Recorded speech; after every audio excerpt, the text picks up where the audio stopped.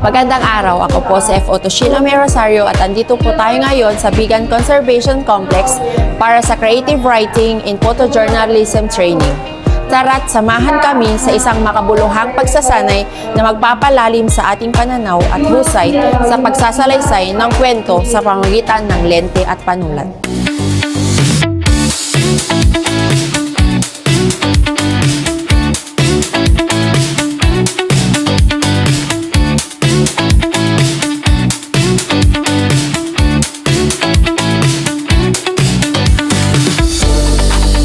Sa pamamagitan ng inisyatiba ni FAR Senior Superintendent Ramel B. Borja, Provincial Fire Marshal ng Ilocos Sur, na kinatawan ni FAR Chief Inspector Elmer C. Acapuyan, Deputy Provincial Fire Marshal, at sa pakikipagtulungan kay Ms. Joya May Sikimuyog ng Philippine Information Agency Ilocos Sur, patagumpay na sinagawa ang malikhaing pagsasanay sa photojournalism noong Disyembre 8 to 9, 2025 sa Candon City Fire Station at Bigan Conservation Center.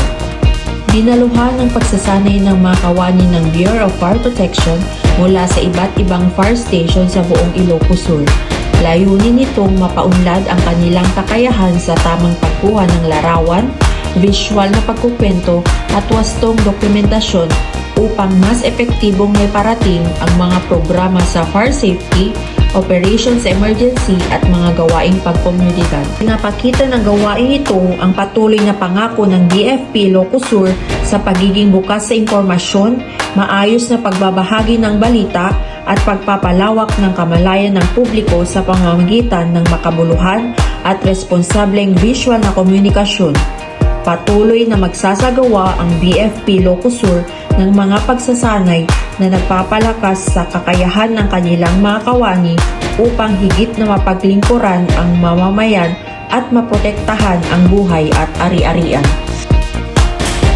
Magandang araw ma'am, pwede po ba kayo magpakialam?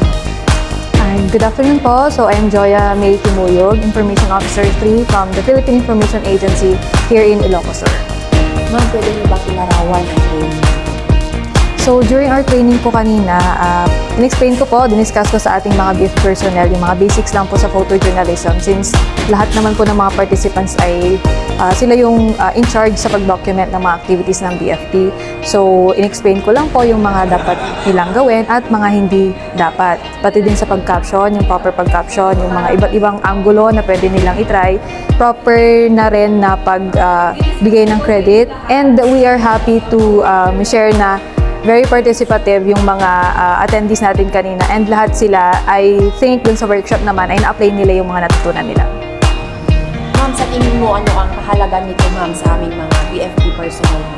Ayun, so napakahalaga po ng mga training kagaya nito kasi sapagkat nararapat lamang na tama at kumpleto yung impormasyon na maipamahagi sa ating mga sinasakupan o sa mga residente ng Ilocos Sur. Kapag kulang po yung mga pinopost natin at mali-mali yung mga captions po natin, nagkukos po siya ng confusion and worst case scenario ay yung sisiwal po ng fake news. So we at the Philippine Information Agency, yun po talaga yung iniiwasan namin and we're pushing po na matigil yung paglaganap ng fake news. So sa tulong ng BFP, nagpapasalamat po kami sa pag-imbita sa amin para maging parte ng training na ito at matulungan yung mga BFP personnel kasi malawak yung reach ng BFP. Lahat ng LGUs may BFP. So maraming salamat kasi may additional kami na partner sa pag-combat na rin ng fake news.